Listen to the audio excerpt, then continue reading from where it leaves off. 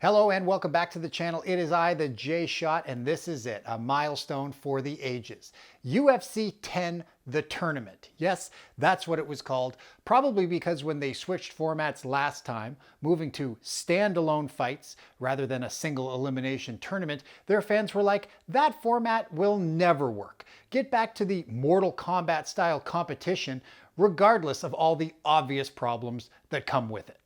And with that, the UFC took their advice and stuck with what was working, rather than attempting to branch out to something similar yet different, a decision I can certainly relate to. This is where the big boys come to play. In the intro, they continue their quest to erase Royce Gracie from the minds of fans, showing off some of their most exciting moments that don't include the Brazilian Jiu-Jitsu master, who deserves just about all of the credit for making the UFC what it was. We're about to go on a 2-hour tour with such favorites as Bruce Beck, Jeff Blotnick, and the rest. Except for the Dragon. He's inexplicably gone, but that doesn't mean they're all alone at the commentary desk for the whole night. More on that later. It's the format that UFC fans know best, and the format in which you have to win 3 grueling fights in one night. It is?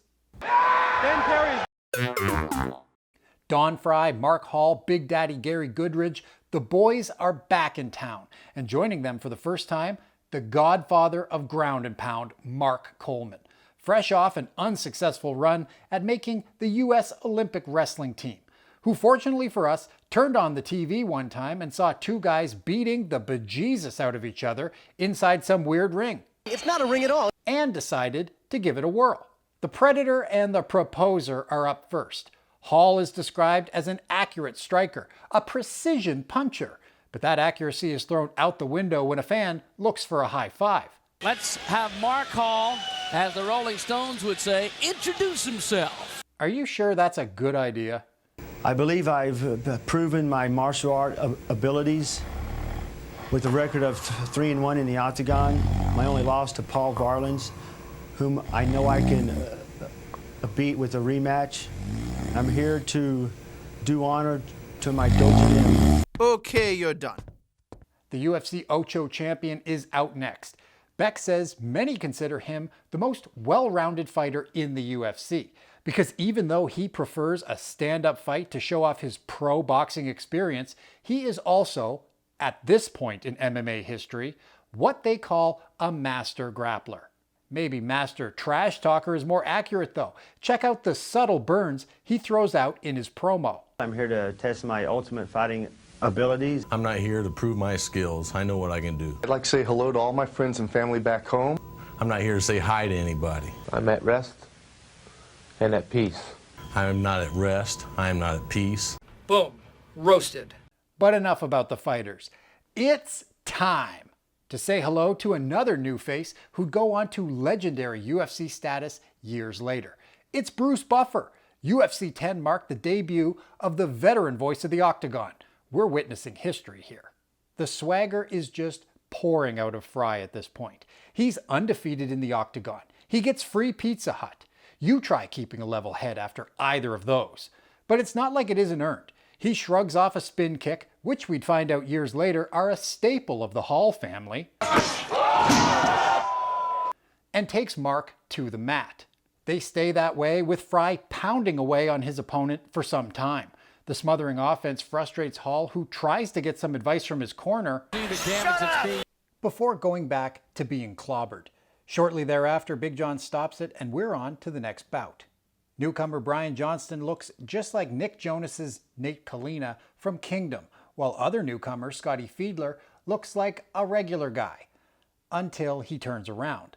Then he looks like the Wish.com version of the bad guy from Kickboxer, and maybe to a lesser extent Goro with fewer arms. Johnston's jacked and wearing Old Glory for good luck, but he doesn't need it. He immediately tosses his opponent, trips him onto his head, stays calm as he works his way out of a rear naked attempt, and once he's free, he swarms Fiedler until Big John says no mas. Fight 3 is up next, and of course anyone who knows anything about the early days of the UFC knows that going into the octagon with one of the most juiced up men the sport's ever seen is the MMA equivalent of purposefully driving your Prius into the path of a Mack truck.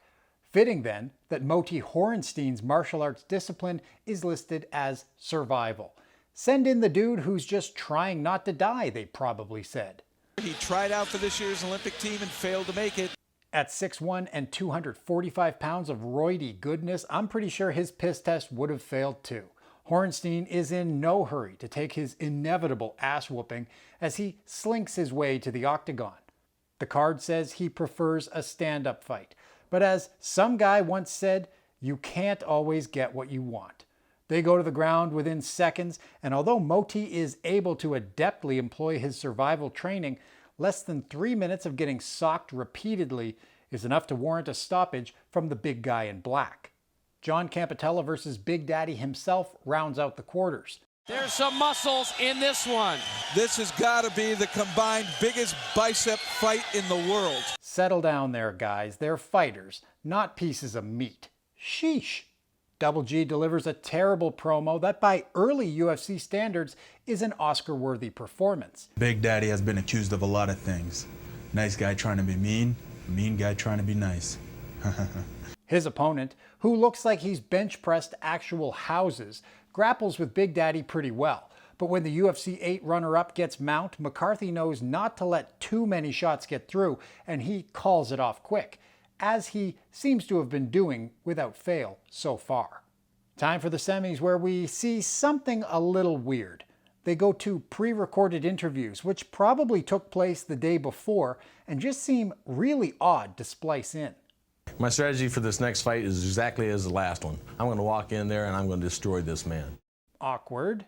So no, we never do get Don the Dragon back at the commentary desk. But what's the next best thing?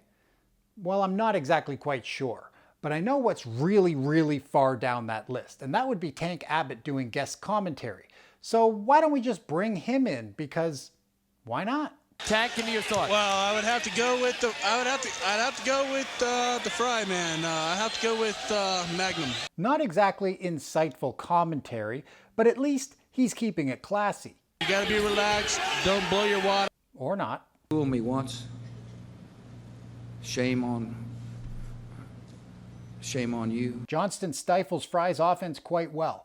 They remain on their feet exchanging shots, and in the clinch, BJ uses his knees well against the champ. Even when Frye gets a messy takedown and delivers kidney shot after kidney shot, he keeps working for an escape, but the Predator's not easily moved from his position, and eventually he taps after absorbing plenty of punishment. When the fight's over, Tank is actually complimentary of the two fighters rather than trashing everyone in sight.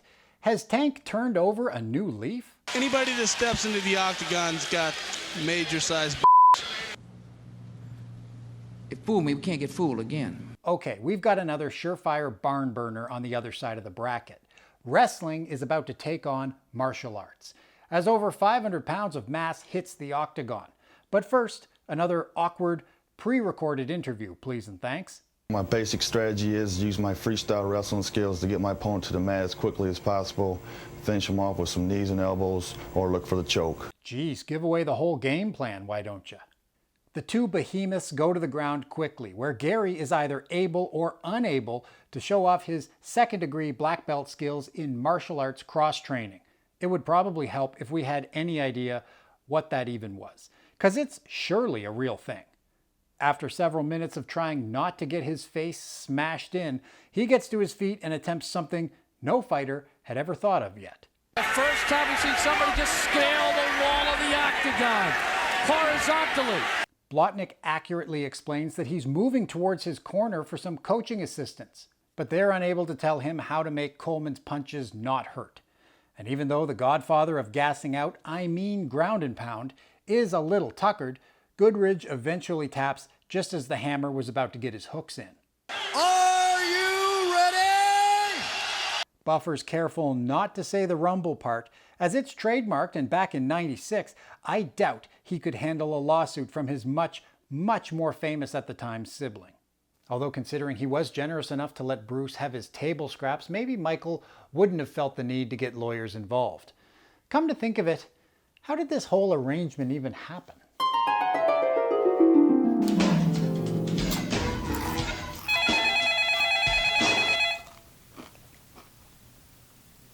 Buffer residence.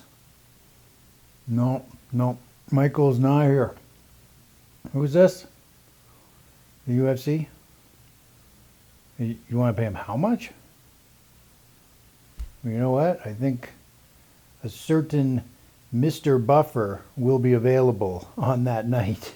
You can count on that.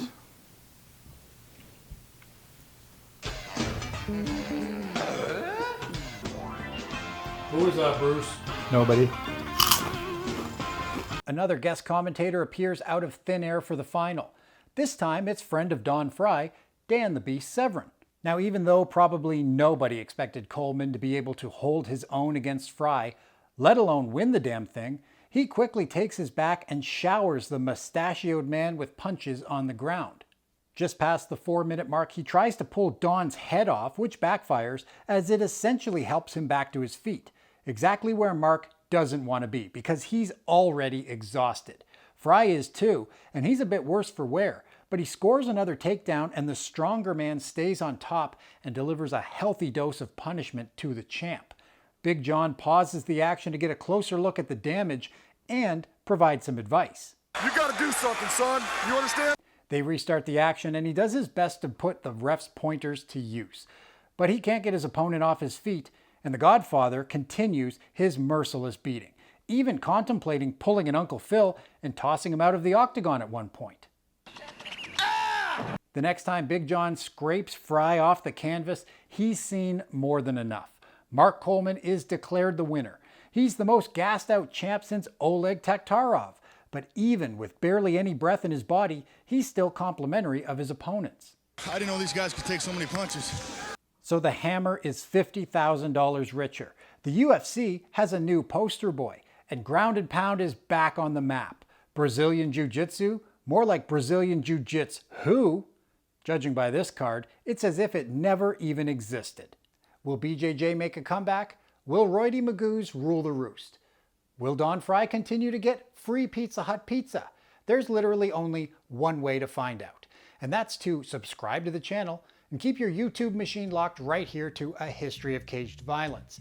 I'm the J-Shot. Thanks for watching, and until next time, all the best.